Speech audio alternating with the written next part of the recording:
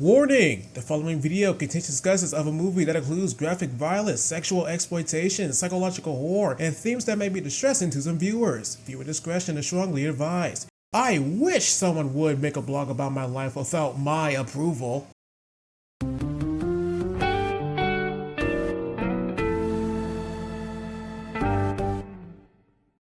Anime!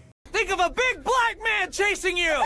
Gotta love them sometimes, and I'm a sucker who watches anime. And if you have a problem with that, I really don't know why you're still here. Look, I love watching a Disney flick from time to time, but as I mentioned before, I just want to watch movies that are made outside of the States. I don't want to keep my taste exclusive from America, I want to expand it some more. And what better way to do that is by watching some anime movies. Porco Rosso, Howl's Moving Castle, Ghost in the Shell, and who could possibly forget Akira? Leave me alone!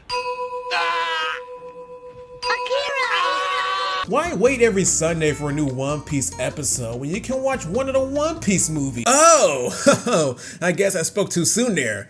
What on earth is happening here? I love watching them. They're some of the greatest things I've seen in a while, because I definitely needed a pick-me-up after watching Fantastic Planet. Oh boy.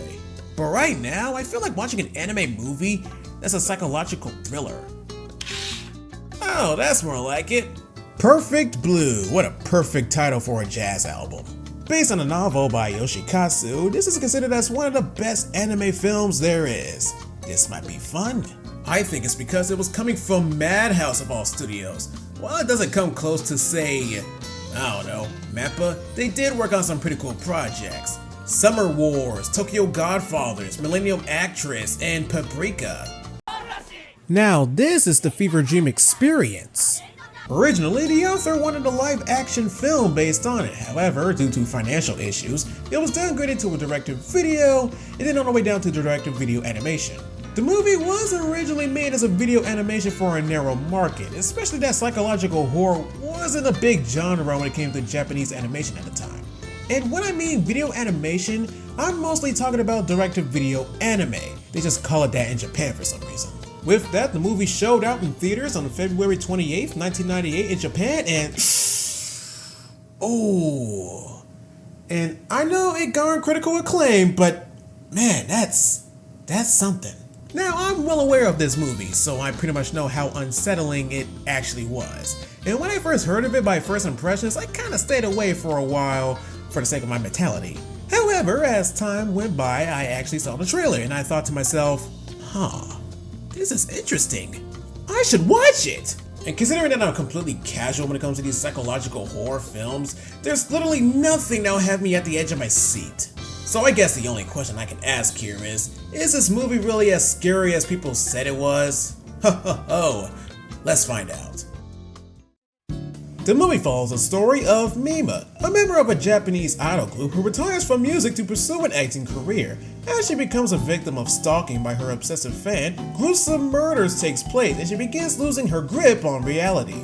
Now, everyone has a favorite celebrity at some point in their lives, even I have a few, and meeting those celebrities can be the greatest day of your life. Oh my god! Despite their fame and wealth, they're still human at the end of the day, so they clearly have boundaries that we gotta respect. However, there are some fans that are so obsessed with their favorite celebrities, they're not always gonna take the hint, like my college roommate. It really comes to a point where they start stalking on them, or do things just because they're that obsessed.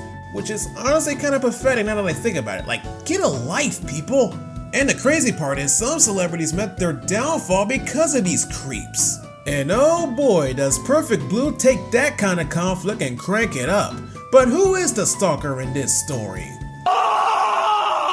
Despite the fact that I can tell that he hasn't showered in 7 months, what happened to you, man? You used to be a bright individual with a bright future ahead. And now you look like Quasimodo's twice-removed cousin, spending the rest of your life stalking on this one girl when you can literally be a doctor.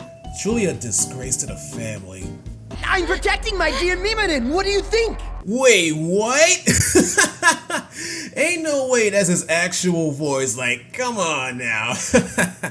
Oh man, it's so hard to take him seriously now. But anyway, is there any red flags on this stalker? Well, despite the fact that he always knows where Mima goes, he also tries to rape and kill her. Now, why would he do this? Because I thought he was obsessed with her. I'll always be with you and I'll never change. You're the only one I can depend on. Oh yeah, I forgot there's two conflicts in this movie. Stalking and a split personality. For some context, Mima goes from singing to acting. Okay, great. She becomes a little nervous at times, but other than that, she does alright. But later on down the road, it slowly becomes, how do I put this?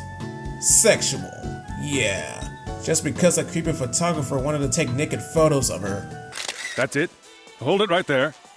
You look beautiful. Yeah, just like that. Part your lips a little. From the stress of filming, her regret of leaving her idol group, and the paranoia from being stalked, it comes to a point where she suffers from psychosis, resulting in her encounters with the real Mima. I gotta be honest here, I like this kind of concept. Yeah, there are movies that deals with a split personality, but the way that it's executed here is pretty cool. But at the same time, it makes the movie somewhat confusing to follow. Because seeing the other version of yourself would be like a figment of the imagination, right? So how would a figment that only exists in one person's head affect anyone else in real life? Considering that the stalker was manipulated by the other Mima to kill the real one. If that was the case, what about Rumi? Yeah, she seems like an average manager who's overprotective of Mima, but when the climax comes around, she's out and about trying to kill her.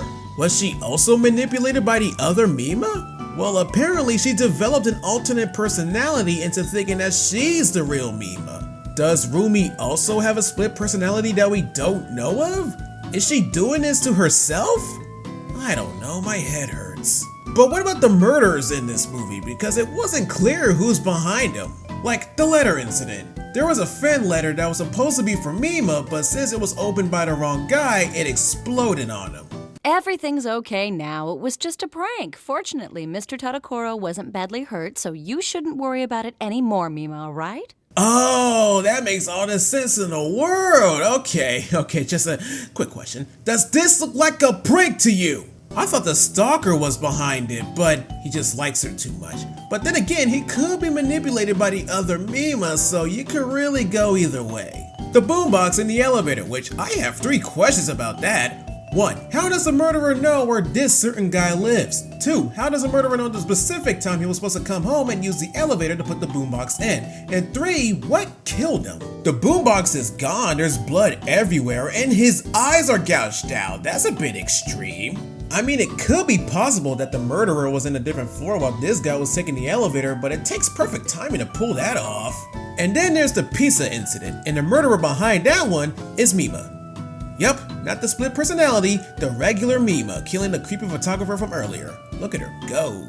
It could be possible that Mima is behind all these murders, but not the letter incident. You're telling me that Mima sent herself a fan letter that explodes? But considering that she has a split personality, she could be like Moon Knight. She just kills people every time she blacks out. Man, I'm already getting too deep into this movie, and I haven't even talked about the animation. Since the movie suffered from financial struggles during production, it will be expected that the movie would have less theatrical quality. And surprisingly enough, the animation still looks pretty good. There are a few minor flaws here and there, like how the character model moves around every time they talk. It looks a little off, but other than that, the animation is pretty good. The character designs are okay. It is an anime film after all, so it's not going to be as stylized as Disney characters, so that's expected. I just find it pretty darn impressive how they managed to pull it off in a smaller budget. Now, it may not seem like a lot, but try to compare that to the budget of Ghost in the Shell and you can tell the difference. Which is honestly saying a lot now that I think about it. Like, you had a budget of $100 million and you decided to make Cats. Oh, that's kinda rough. I can't believe I have to say this considering that this movie was considered as a masterpiece, but there's no point in lying. This movie is kinda confusing. And it's not because of the story, I was totally on board with it. It's just the number of plot holes. I could understand why certain things happen, but it doesn't ignore the fact that I had a lot more questions than there is answers by the end of the movie. I kept looking back at this movie over and over and over, and I still haven't got those answers, which made the plot holes even more complicated to figure out. But it might be just me, because as I stated before, I have a different perspective on certain movies, and I think this one might be one of them. However, I do like the concept. The idea of a celebrity losing grip on reality and coming face to face with another personality because of the decisions they made. It's such a cool idea, especially for a psychological thriller of all genres. And as much as I want to appreciate it, them plot holes are making it very complicated than it already is.